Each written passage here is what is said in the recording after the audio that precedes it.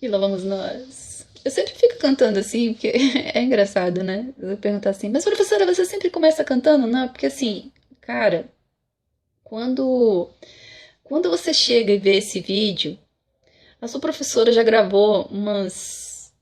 Esse aqui já é o terceiro ou quarto, alguma coisa assim. Olha que tá pouco, hein? Mas ela já gravou vários vídeos. É por isso. Então bora lá. É o seguinte, aí eu vou cantando pra relaxar, entendeu? Senão fica com o pescoço duro, aquela coisa toda. Bora lá, vamos conversar. Você tá no ensino fundamental. Beleza. Aí eu te pergunto assim, poxa, mas e aí com relação à aula de artes, né?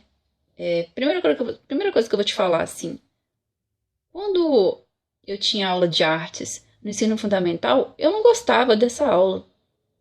Você vai olhar assim, que? Como assim? Você é formada em artes? Não gostava? Não, eu não gostava. Realmente, não gostava. Primeiro porque, assim, a gente muda ao longo da vida, né? Mas não era só por isso, não. A aula que eu tinha era de artesanato e eu sou canhota, mão esquerda, para escrever. E eu escrevi espelhado. Espelhado é quando você escreve assim, é ao contrário. Aí você coloca assim, o que a pessoa escreveu de frente pro espelho, e aí você consegue ler, porque é tudo o contrário, sabe?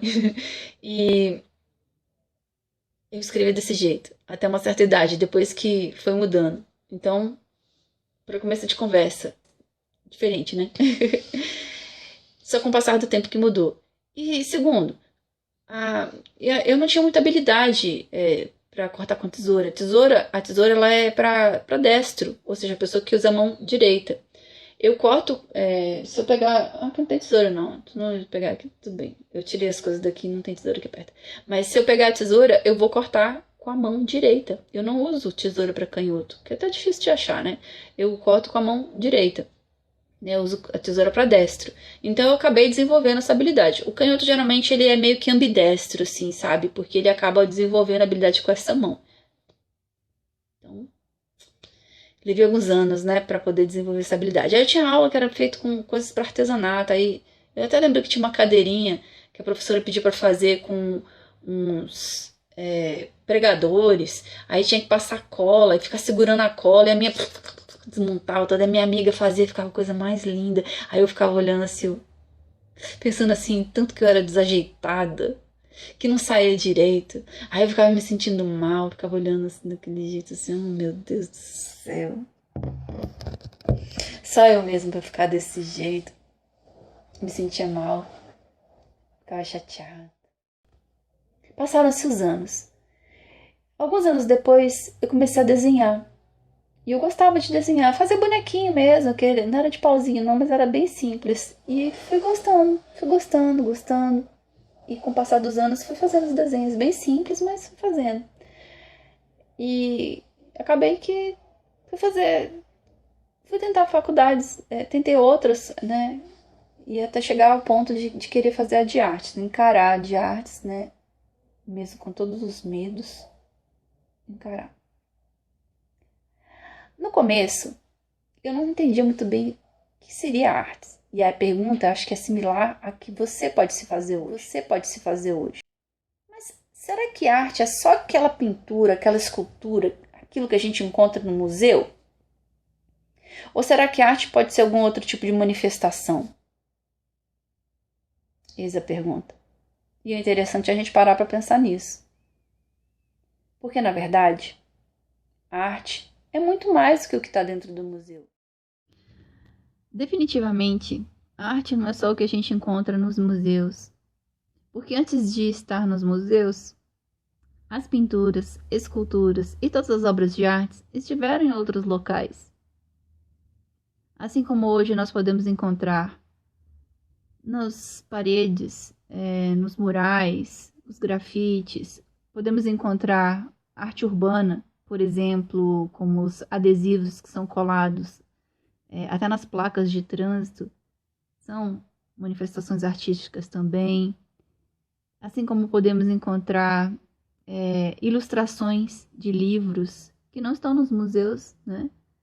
Que também são obras de arte, enfim, manifestações visuais que são para ver, criações feitas por homens, no sentido de humanidade, né? Não estamos presos a gêneros ao falar nisso, né? Pode ser homem, mulher, não importa. Mas seres humanos, pessoas que viveram ou que vivem num determinado contexto e que fazem sua produção, que produzem visualmente algo que manifesta visualmente sentimentos, pensamentos, formas de sentir, forma de pensar.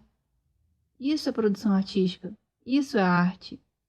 É uma forma de criar algo que traduz por intermédio de uma forma, por intermédio de cor, por intermédio de linhas, por intermédio da linguagem visual, algo que alguém sente ou pensa. Bacana, não é? Temos vários tipos de manifestações artísticas atualmente.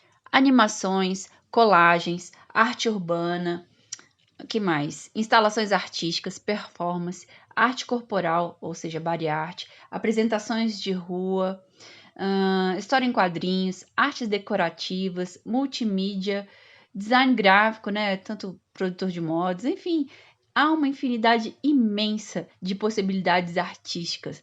E isso fora nas outras áreas, que eu já nem entendo tanto, né? Que já são na música, na dança, no teatro e por aí vai. Quero convidar vocês ao maravilhosamente incrível mundo das artes, ao mundo mágico, em que cada pessoa é um grande autor, em que cada ser humano é o grande mágico, ou mago, ou maga, pois ao estudarmos a arte, também estudamos sobre o mágico universo do ser humano, porque cada autor, cada artista, cada criador é um universo incrível. É de onde partimos para compreendermos a obra de arte. Quem foi aquele ser humano?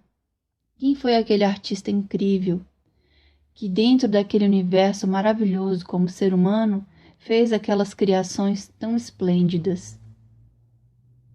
Bem-vindos, bem-vindas, bem-vindes ao maravilhoso mundo das artes. Espero poder contribuir um pouco com este universo, neste nosso bate-papo, nessa nossa conversa tão maravilhosa. Um beijo.